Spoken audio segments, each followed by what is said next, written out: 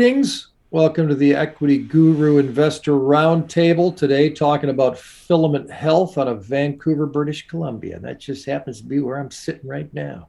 And in fact, I think it might be where Basement Boy is sitting as well. Oh Galen? yeah, Yes. enjoying the sun rather than the snow. And then our rich pals that live in the penthouse upstairs, that would be Michelle and Joseph. It is FH on the NEO exchange. The CEO is Ben Lightburn, and we've talked about these folks before. I'm sure we'll talk about them again. It's nifty stuff. And it's Joseph, who, if you go next door on our website today, you'll see his article spinning around. Joseph, what do you got? All right. Well, first, a little introduction in case you happen to be new here. Filament Health is a clinical stage psychedelic drug development company, presently in the research and development part of their life cycle. They are, I don't know, they have this extensive intellectual property portfolio already, which gives them a significant advantage over a lot of other companies. Not to mention a lot of the deals they have. You see, one of the things I like is that this company doesn't sit on their ass. They go out and chase after it. They're not just there trying to scoop up the investor dollars and trying to get a private placement so they can keep the lights on for 6 months. They're actually going out and doing the clinical trials. They're spending the money, taking the hits, doing the job, and there shouldn't be long before they have products on shelves. Galen, you're a fan, I thought. I am. Filament Health is quite interesting in the psychedelic space because they use a natural extraction method to take advantage of what the CEO Ben Lightburn terms as the entourage effect that we've been traveling or been aware of and been more involved with the cannabis, talking about the terpenes and other compounds that are besides the THC that give some sort of a therapeutic effect. So the idea is if we strip it down to its bare necessities, perhaps we're missing something in the process. So what these guys have decided to do is rather than building this in the lab, let's make the natural extraction lab quality. Right. And so they have managed through a proprietary patented process to extract these compounds from actual magic mushrooms and build a consistent clinically accurate dosage level, which is something you can never really gauge with mushrooms. You take a handful, take a few, you never really know. Mm-hmm. So basically this gives you that ability to go, well, I need this much, so I'm going to take this much. It also has a process in which they're doing proprietary again, where they can give it a higher bioavailability, which has never typically been a strong point on behalf of psilocybin in its natural form. So they were increasing the ability for your body to absorb it, thus making it more efficient and also better gauged, again, because they know how much is getting into your system. The idea of what they're doing is actually quite interesting. I wrote an article this last weekend in regards to the recent Health Canada proposals for amendments to the narcotics program that they have on restricted drugs. Many people within the psychedelic sectors, including companies, thought this was about psychedelics. It's not. Basically, it was removing an extra constraint on cocaine. So they'd only have to deal with one set of regulations when they're using it in a pharmaceutical situation, rather than having to go through the narcotics category and also the restricted drugs category. So they've managed to condense this into one sort of set of regulations that makes it easier to use. So everybody got all excited and went, "Oh my God, they're freeing it up. They're making psychedelics free for everybody that you can get." No. Special access program is exactly the way it was. The pathway to legalization is exactly the same way it was, meaning that it's still a long way off. And when I say legalization, I mean in the sense of widespread recreational use. Right. Now, I had a comment on the article saying that I shouldn't be just outright dismissing the recreational facet of psychedelics and saying that it's never going to occur. And the person that wrote in was actually very thoughtful and had some very valid points. But also, after I had a chance to sit with their comments, I still believe that the same way that cannabis came into play, which is through the medical end, and yes, at at one point there was a bunch of doctors sitting in small offices or on Zoom that would just fucking write a prescription because they're getting paid. That's probably going to happen. I don't know if it's going to happen to the same extent. Recreational use of psychedelics and recreational use of psychotropics, which is what cannabis is a far different game. Basically, I think the main facet of use for psychedelics will be medical. And it will require companies to come to the plate with the science. And this is what Ben, I've talked to him before, has emphasized in their work, that they are trying to make, they're trying to get past the stigma that has plagued both cannabis and psychedelics, that most of the medicinal uses and trials have been anecdotal, the results, right? Oh, I feel better, but there's nothing quantifiable in that process. Right. So what they're trying to do is step up the actual research. Not that it isn't, not that it should be automatically questioned, but it's a good thing to know that they're following the best practices.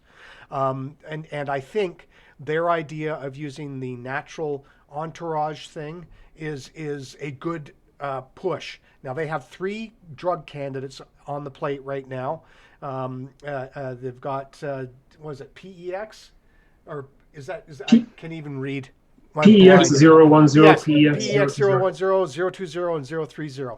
Now, PEX 010 is their lead drug candidate for the psilocybin compound, and it's getting through the process right now. And what they've managed to do just recently is sign a deal with Cybin Therapeutics, which is a private company out of the United States, to take it through its phase 2 trial period, which is a real neat process. This diffuses the cost. This allows a sort of an automatic, almost peer review on the science that's going into it. I like this company. And the reason why I like it is because it's not fucking Compass Pathways and any other billion-dollar monstrosity that's out there right now, merely just trying to take advantage of the market. This has a tremendous growth opportunity. And now, admittedly, the sector's had this shit hammered out of it because it's hit the reality trough. Let's just face it. We're a long way off of actual widespread use. As I said, we're still in a special access program where doctors have to formally submit an application to Health Canada and receive an exemption in order to prescribe it to an individual. And that is also sort of fueling clinical trials. It's not just for treatment. It's actually meant to push research forward. But we are on the cusp. We are still understanding the drug. What part of it is actually doing the work? Is it the psychedelic part of it, the one that you take the trips on, or is it the actual anti-inflammatory effect of what psilocybin is, causing a cessation in neuroinflammation? That's still debated. And I think both carry a valid argument, one for people that are susceptible to going over the edge if they have a psychedelic trip, and one for people that are not necessarily in danger of losing their grip on reality when they have their sort of reality ties severed and have to, sacrifice the ego for the id and all that kind of lovely stuff. Low price right now. Yep. I like the movement that is going on with this company. Again, you're still dealing with the fact that this is a depressed sector and we have years yet before something happens. So what you're doing, especially now, is not playing a day trade. Yep. You're looking to get something on a long run. And rather than invest in Compass, which has way overpriced itself and will barely be able to cover what it's valued at right now, this company has an ability to grow into its niche and still service investors in a positive manner.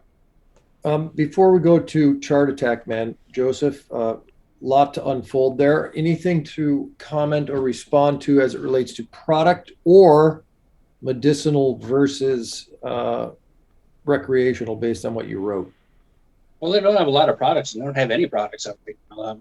Everything they have is out presently in Development. through clinical trials right now. Yeah. Now, for medicinal purposes, I mean, they're chasing down a handful of things, which actually look kind of interesting for the future. But I'm with Galen on this. Mm-hmm. I mean, this is not a company you buy in for expecting it to double overnight or within the week.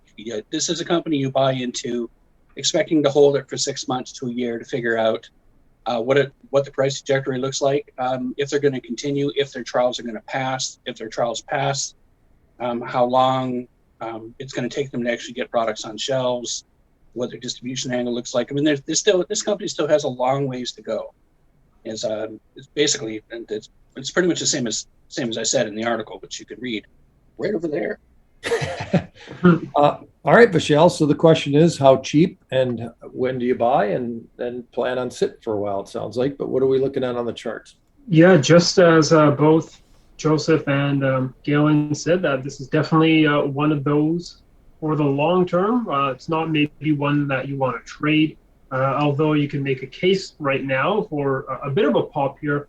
But I think the psychedelics, sector in general, we talked about psychedelics last week, and you're going to see some of those ETFs that we spoke about last week, and unfortunately they actually did decline a little bit more. So it's still, we're still trying to find a base, right? We're still trying to find a bottom, and a lot of the psychedelics are looking very cheap. So if you are one of these people looking for long-term investment and you're a big believer in psychedelics, you'll be looking to pick up some good companies here and there, and maybe some of those ETFs. But let's talk here about the chart here on Filament Health. There was a big volume day actually on December 14th. We saw, a really big spike up. I was like, whoa, what's going on here? It's this crazy price action. Unfortunately, we did not break above 40 cents, and we just sold off and closed back around 30 cents. But that was hopeful, right? A lot of people are saying, hey, maybe there's some momentum coming into the stock here. What's going on? And again, remember, this sort of happened a few days after we made all-time record lows here at about 22 cents. A few days after we got that pop, nothing happened. No momentum though for the next 2 weeks. And then on January 13th, we actually had a significant drop in volume. Significant drop here, but a large amount in volume. I think it was about 300,000 shares. 305,239 shares traded on that day where we had that big volume drop, which actually is the most volume traded on the stock for quite a while, actually, since November 8th, it seems. So we had a big volume drop, and unfortunately that took the stock, we did print new record lows at 21.5 cents. So someone big got out. Big got out. That's what it looks like. Yeah, that's what it looks like. Someone big got out, wasn't patient, said, hey, you know what, I'm getting out. Maybe I'll look to get in a bit later. But 21.5 cents now is the all-time record lows here in Filament.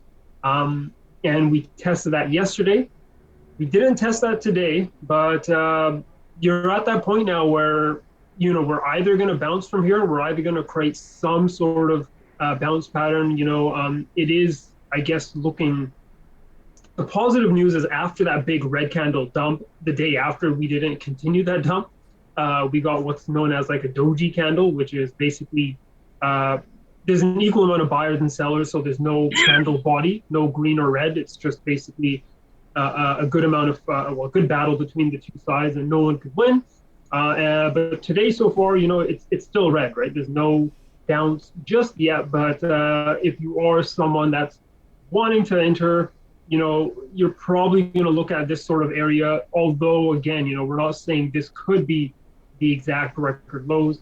The stock could very well break down and close below 21.5 cents and continue much lower into new record low territory. But the way to approach this is, you wait for a few days of ranging, right? You wait for some sort of signs. It'd be nice to see a green candle, and you guys are probably looking at the chart and a lot of red days, right? There's not very many green days out of the bunch here, so it would be nice to see some strong green days, and a nice wick, large green engulfing candles indicating that, hey, look, we've bottomed out here, and from there you could maybe make a case of entering a position and going long for now. But this is, again, you probably want to approach this company and the stock with a long-term perspective. Meaning you can accumulate here. If we break down lower, you'll accumulate more. Again, just betting on the success of psychedelics in general and for the long term.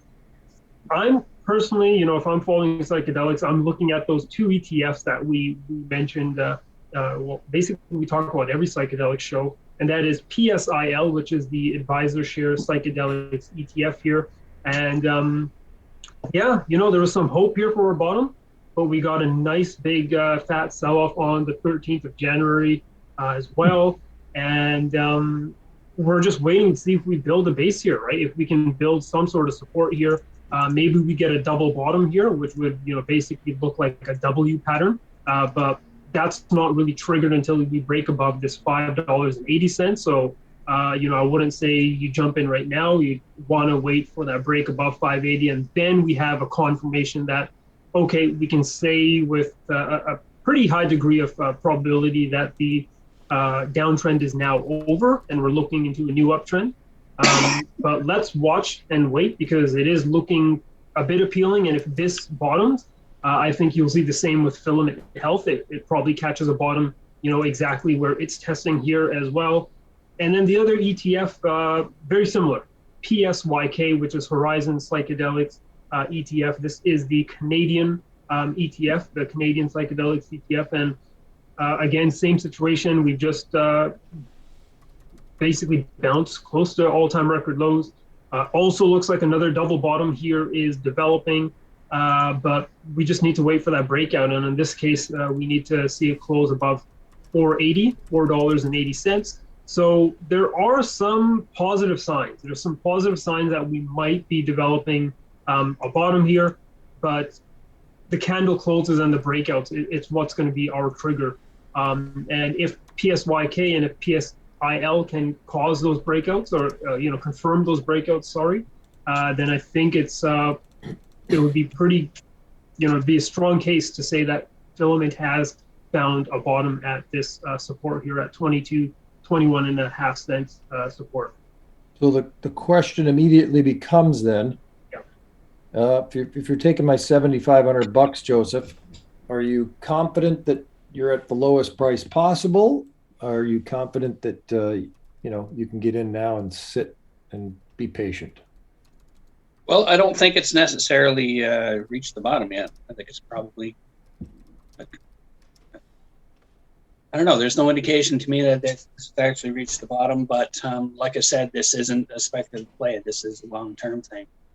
So I mean, like, you get in now, or you get in at the bottom, or it's eventually going to have a little bounce. You're eventually going to make some money. Eventually, that's a whole lot of eventuals in one sentence. But Welcome to trading, man. What I'm saying is that I would probably go in at about 1,500, 2,000, and then I'd sit on it. I'd sit on it for 6 months and see how it performs. If it performs well, maybe I'd sell. Maybe I'd throw some money at it. Lucky Bucks, Galen? Joseph's number sounds about right in regards to investment right now. I don't think it's actually got much farther down to go. It's about $19 million in cash and cash equivalents. It's only got a market cap of $36 million, and it has IP and drug candidates. The key in this for me, and as far as gauging where this company might be heading, is how the market is going to do over the next little while. We still might see a general depression continue for psychedelics. Right. It still has to hit a normal floor, but Filament, I think, is probably done as much as it's going to do, at least in a large way, as far as finding its own basement for what it's worth. So basically, what I would probably do right now is not so that I'm worried that it's going to drop, but my eyes are forward on not the industry. I don't give a shit about that. I want to know how the clinical trials are going to turn out come the end of 2022. If they start going into phase 3, then there's some positive action in that regard. If they start pushing through both PEX 020 and 030, then we have some good headroom for this company to actually get things out into the marketplace. Because the first thing, again, even though the person that had made that comment made a good point, recreation, yes, is in the cards most likely, but most likely not before medical actually makes its mark. So I'm going to drop in 2,500 actually, just to get my feet wet, because I figure right now it's a good buy. But honestly, just with any company, this doesn't just mean it's Filament. Any drug development company, their lives and their fortunes depend mostly on the clinical trials and success of those trials. So I want to see what's happening with this thing that's going on down south. So there you go there. 2,500 for me. All right. Third Musketeer, VV. My approach, I guess, is going to be a bit different. It's going to be a bit more technical per se, and it's just the PSL and PSYK. I'm going to be watching these charts. If we do confirm that double bottom pattern with those breakouts, which I mentioned, then I would actually load up 1,500 in Filament Health, and I would be looking actually to pick up other psychedelic stocks in general if we get those breakouts. So that's what I'm watching for. But in terms of the fundamentals, I'm going to be keeping an eye out on the stuff that Joseph writes, and of course, subscribe and follow Galen's psychedelic sector roundup, where he'll keep me notified of the big news that comes out from Filament Health, and then from there I can assess and maybe become a more for longer term, long time holder with for the stock. That's right. Joseph's article out there right now next to us on the site, and the psychedelic sector recaps by Galen hit generally on Fridays and occasionally at other times, but Friday is our big sector Friday. That's why it's called Sector Friday. How logical. Ben Lightburn is the CEO of Filament Health, Vancouver, British Columbia. FH, if you're looking to invest, FH on the NEO exchange, NEO. Again, folks, do your own homework. Don't assume anything. Don't believe everything we tell you. Well, you can believe it, but do you take it to the bank is what I'm trying to say. We can't guarantee anything. So past performance does not indicate or guarantee future results, and neither does anything we've ever done in our lives. No, unfortunately. But until then, good luck with it. Do your research, do your homework, do some investing, and we'll see you on the very next Equity Guru Investor Roundtable.